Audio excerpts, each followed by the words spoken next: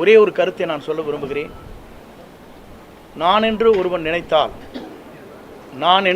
நினைத்தால் ஆண்டவன் தான் என்று கண்டித்து விடுவார், பார்த்து கொள்வார். ஆண்டவன் தான் என்று பார்த்து கொள்வார்.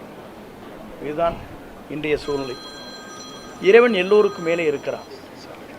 இறைவன் நம்மை கண்காணித்து கொண்டிருக்கிறான். ஆகவேதான் அந்த அடிப்படையில் என்னுடைய பயணங்களை மேற்கொள்கிற போது முதலிலே பொறுப்புகளை எடுத்தார்கள். எல்லோரும் ஒருங்கிணைக்கப்பட வேண்டும் என்று